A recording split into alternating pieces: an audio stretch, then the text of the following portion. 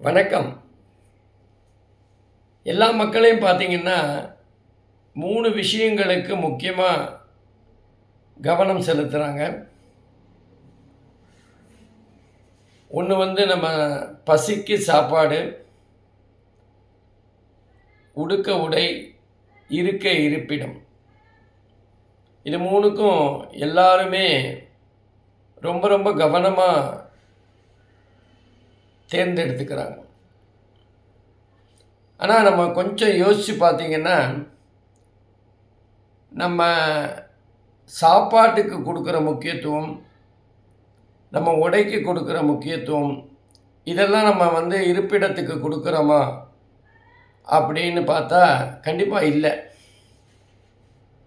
விதவிதமா சாப்பிடணும், சுவையா சாப்பிடணும், நேரத்துக்கு சாப்பிடணும், பல ஹோட்டல்ல ஸ்பெஷலா என்ன இருக்குன்னு சாப்பிடணும். இதெல்லாம் நம்ம கவனமா இருக்கோம்.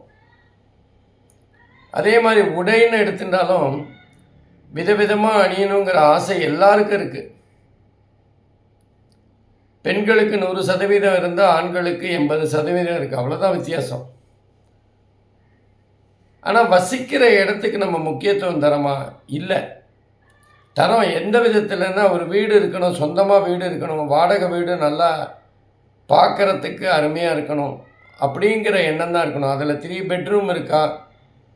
குழந்தைகள் படிக்கிறதுக்கு ரூம் இருக்கா? சமையலறை விஸ்தாரமா இருக்கா? இதிலெல்லாம் கவனம் செலுத்துறோம். ஆனா அதே நேரத்தில நம்ம வாஸ்துப்படி அந்த வீடு இருக்கா? அப்படின்னு பார்க்க தவறிடுறோம். நெறைய பேர் பார்க்கலாம். புது வீட்டுக்கு வாடகைக்கோ அல்லது அவங்க சொந்த வீடாக போயிருந்தாலோ, அந்த வீட்டுக்கு போன உடனே அவங்க குடும்பத்தில ஏற்படுகின்ற மாற்றங்கள கவனிக்கணும். சில சமயங்கள்ல வருமானத்தில ஏதாவது குறைபாடுகள் ஏற்படலாம். சில சமயம் ஆரோக்கியம் சம்பந்தமான பிரச்சனைகள் கூட வந்து போகலாம்.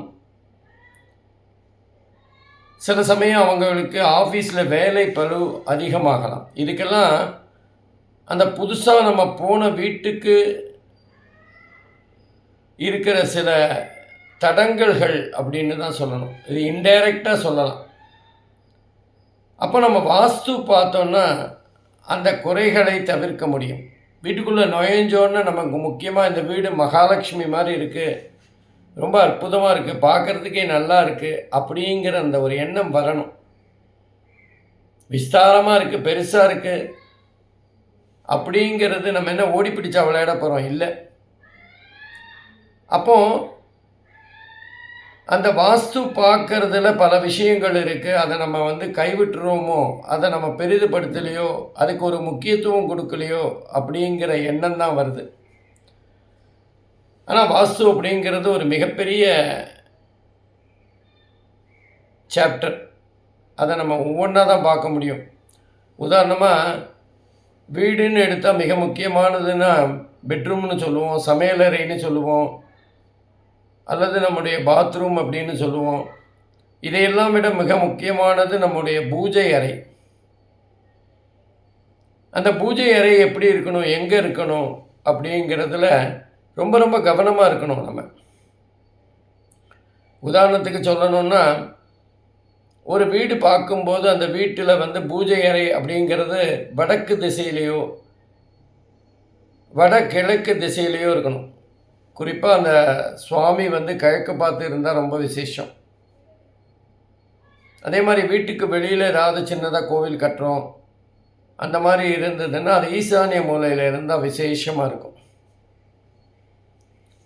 குறிப்பா நெறைய பேருக்கு நம்ம ஒரு வீட்டுக்கு போன உடனே ஆரோக்கிய குறைபாடுகள் ஏற்படும். தலைவலி வரும், வயித்து வலி வரும், ஆஸ்மா வரும், சளி பிடிக்கும்.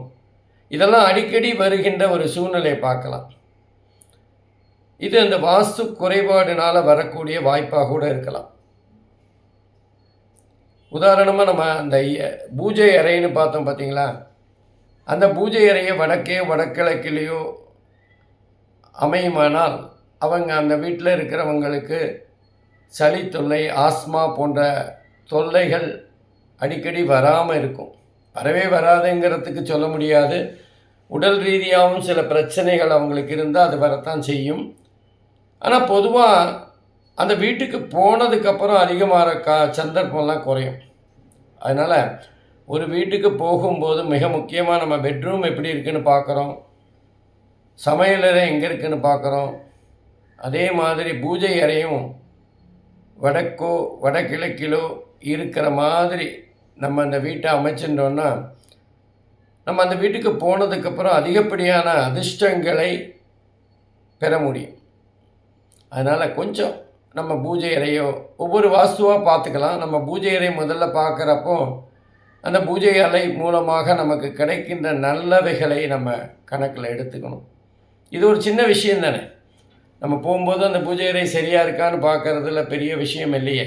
இப்போ நம்ம ஒரு உடை வாங்குகிறோம், அந்த உடை நமக்கு சரியாக இருக்கா, பெருசாக இருக்கா, சின்னதாக இருக்கா, கலர் பொருத்தமாக இருக்காலாம் பார்க்குறோம்.